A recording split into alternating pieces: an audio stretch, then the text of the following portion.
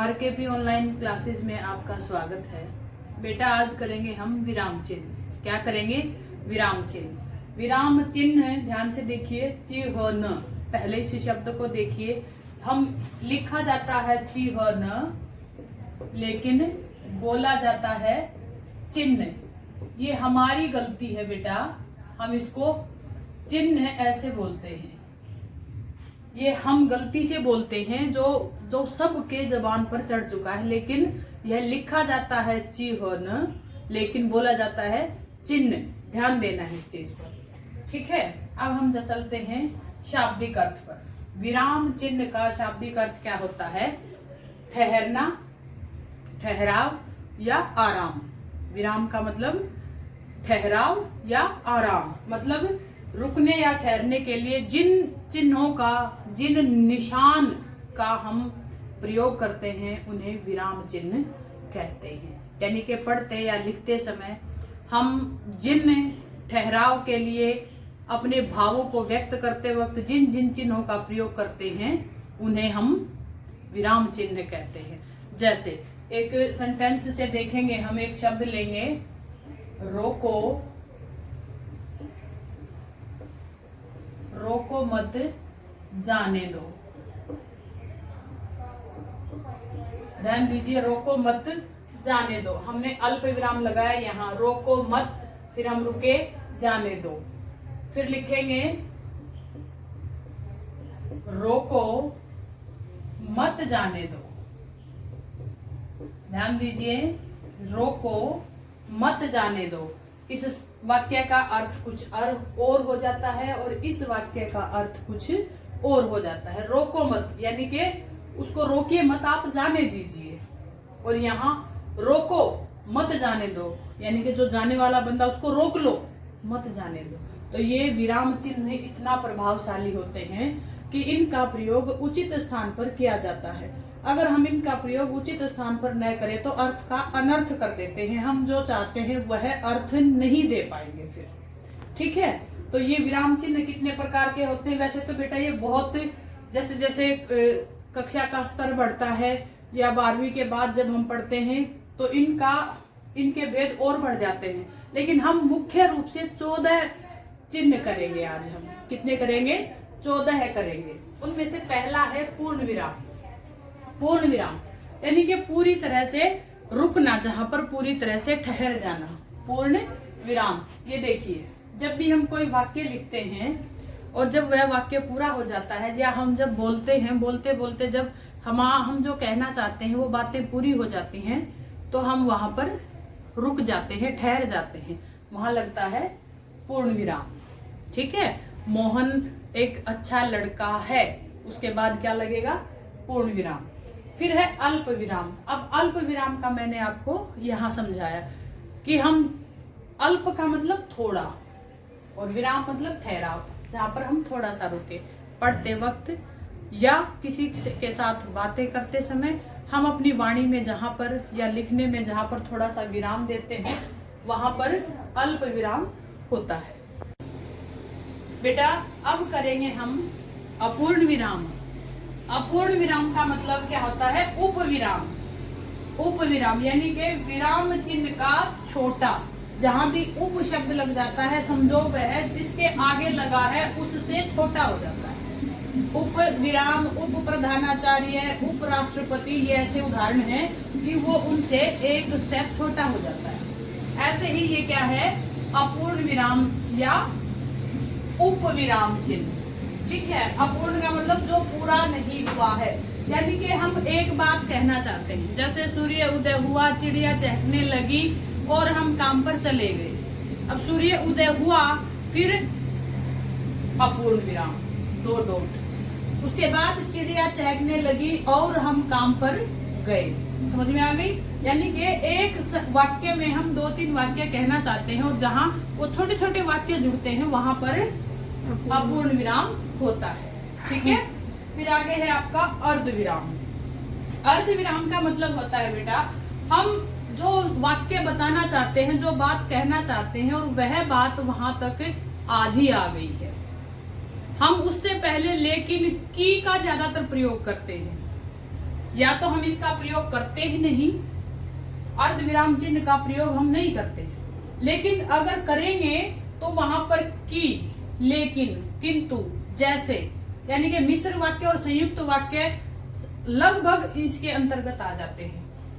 तो हमें इसकी पहचान करना मुश्किल हो जाता है फिर कि ये कौन सा वाक्य है, इसलिए हम इसका प्रयोग करते ही नहीं है।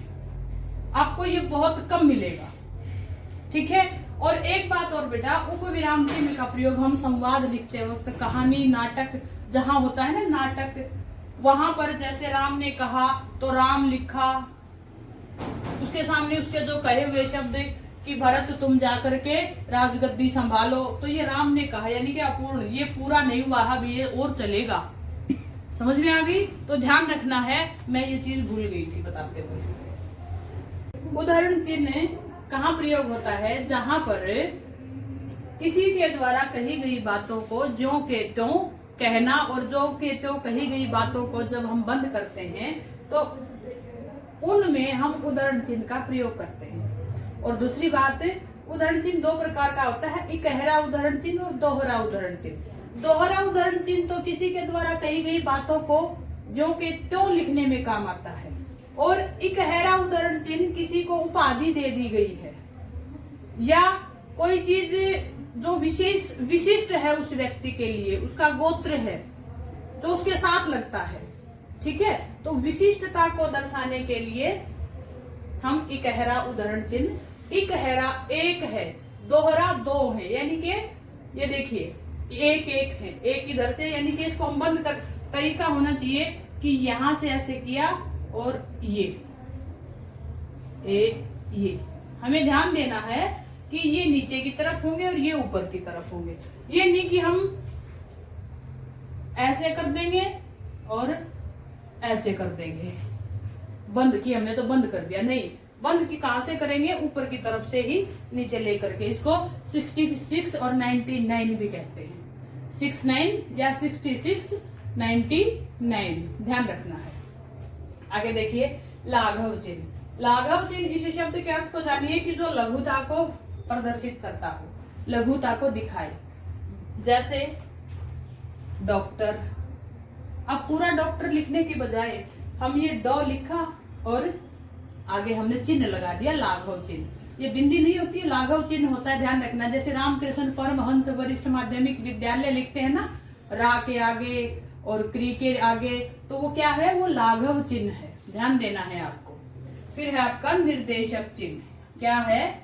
निर्देशक चिन्ह, जिससे निर्देश दिए जाते हैं, दिशा निर्देश की आपको ये करना है। जैसे ये शब्द जहां प्रयोग हो, निर्देश कैसे दिए जाएंगे? नीचे पॉइंट लिखे जाएं जहां पर, सामने से ही।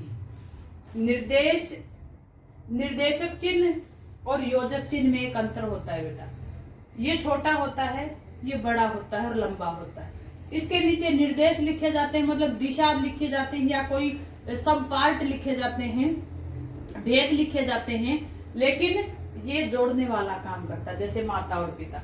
ये ध्यान रखना, ये छोटा होता है, ये बड़ा होता है। समझ में आ गई? अब योजक चिन्ह का मतलब होता है जोड़ने वाला चिन्ह, जैसे माता पिता, सुख दुख, लाभ हानि, बीच में जो लगेगा वो योजक चिन्ह होगा।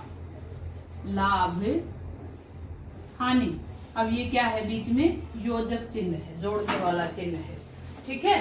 अब आगे चलते हैं विवरण चिन्ह। अब ध्यान देना है। अब देखो इसमें ये है निर्देशक, अब ये निर्देशक भी साथ में आ गया। अब ये है उपविराम, अब ये उपविराम भी यहाँ पर लग गया, ठीक है। तो ध्यान देना है कि हमें ये कैसे समझेंगे। विवरण चिन्ह, जहां भी हम विवरण चिन्ह लगाएंगे उस लाइन को कभी भी हम पूरा नहीं करेंगे। निर्देशक चिन्ह के सामने हम 1 2 3 ऐसे लिख करके हम आगे लिख सकते हैं, लेकिन जहां भी हम विवरण चिन्ह लगाएंगे, ब्यौरा देने वाला चिन्ह, तो उस जैसे लिखा हमने कि जैसे अगर हमने ये चिन्ह लगा दिया तो ये लाइन पूरी खाली रहेगी, कुछ भी नहीं लिखा जाएगा। इसके नीचे हम नंबरिंग डालेंगे या जो कुछ लिखना चाहते हैं वो उसके नीचे लिखेंगे। लेकिन निर्देशक चिन्ह, मान लिया हमने लिखा जैसे, और निर्देशक चिन्ह लगा दिया तो इसके सामने ही हम नंबरिंग डालकर लिख सकते हैं, लेकिन विवरण चिन्ह में हम नहीं लिख सकते, ये ध्यान रखना है। ठीक है, अब आगे चलते हैं। विस्मय आदि बोधक चिन्ह। विस्मय आदि यानी कि मन के भावों को प्रकट करने वाला चिन्ह, जैसे अरे, ओ, संबोधन में भी गिना जाता है हे, ओ, अरे। ठीक है, 8 प्रकार के भाव होते हैं, चाहे वो घृणा हो, चाहे वो खुशी हो, चाहे विषाद हो, किसी भी तरह के मन के जो भाव होते हैं जिन्हें सिर्फ और सिर्फ महसूस किया जा सकता है, उन बातों को प्रकट करने के लिए विस्मय आदि बोधक चिन्ह का प्रयोग किया जाता है। जैसे हाय राम,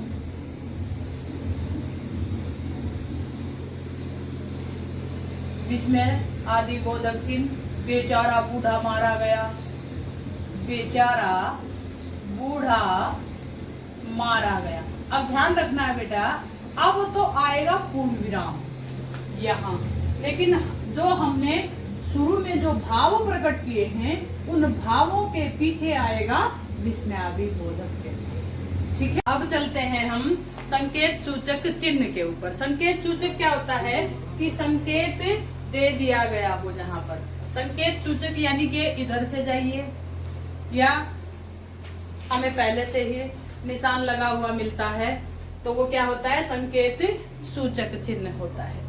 ठीक है, संकेत दे दिया गया हो जिस चिन्ह के माध्यम से, उसे संकेत सूचक चिन्ह कहते हैं। फिर आगे है हंस पद। हंस पद, हंस के पैर जैसा, काक पद, कौवे के पैर जैसा, या त्रुटि पूरक चिन्ह। देखो, हंस का पैर, कौवे के पैर का निशान या त्रुटि पूरक। अब मैंने लिखा सुदेश अध्यापिका है, अब इसमें छूट गया क्या, हिंदी की अध्यापिका है। अब अगर मैं ऊपर लिखूंगी तो ये लगाऊंगी हिंदी की। अगर मुझे नीचे लिखना है तो मैं ये निशान नीचे की तरफ लगाऊंगी और ये नीचे लिखूंगी। ठीक है, हिंदी की। त्रुटि पूरक, कमी को दूर करने वाला चिन्ह। ठीक है, हंस पद, काकपद या त्रुटि पूरक, इसके 3 नाम होते हैं। जो हंस के जैसे पैर वाला यानी कि कौवे जैसे पैर वाला, या हंस के जैसे पैर वाला, या कमी को दूर करने वाला चिन्ह। ठीक है बेटा, समझ में आ गई। त्रुटि पूरक चिन्ह किसे कहते हैं, कमी को दूर करने वाला चिन्ह को त्रुटि पूरक चिन्ह कहते हैं। फिर है आपका कोष्ठक चिन्ह।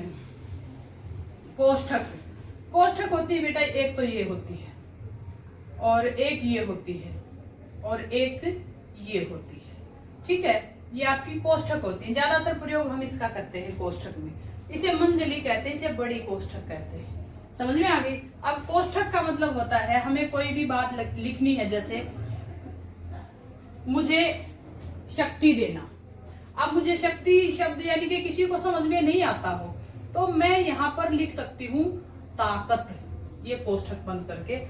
मुझे शक्ति देना या मुझे ताकत देना, एक जैसे अर्थ को दिखाने के लिए हम किसी भी शब्द के अर्थ को जब समझाते हैं किसी को, और जो समझाने के लिए जिस शब्द का प्रयोग करते हैं, जिस सेंटेंस का प्रयोग करते हैं, उनको बंद करने के लिए हमें कोष्ठक चिन्ह की जरूरत होती है। ठीक है, तो कोष्ठक चिन्ह क्या होता है, किसी के अर्थ को देने के लिए जिस चिन्ह का प्रयोग किया जाता है वह कोष्ठक चिन्ह होता है, जो बंद होती है आगे से और पीछे से। ठीक है, फिर है प्रश्न सूचक चिन्ह। प्रश्न सूचक क्या होता है, जहां प्रश्न किया गया हो, क्या, क्यों, कब, कैसे, यानी कि जो कैसे शुरू होते हैं, कितने। ठीक है, तो वहां पर अंत में जो चिन्ह लगता है वो प्रश्न सूचक चिन्ह होता है, या जिस वाक्य में प्रश्न पूछा गया हो उस वाक्य के अंत में जिस चिन्ह का प्रयोग किया जाता है वह प्रश्न सूचक चिन्ह होता है। ठीक है बेटा, ये थे हमारे 14 है विराम चिन्ह। उम्मीद करती हूँ आपको समझ में आए होंगे। अपने घर पर रहिए, सुरक्षित रखिए और अपने अध्ययन को जारी रखिए।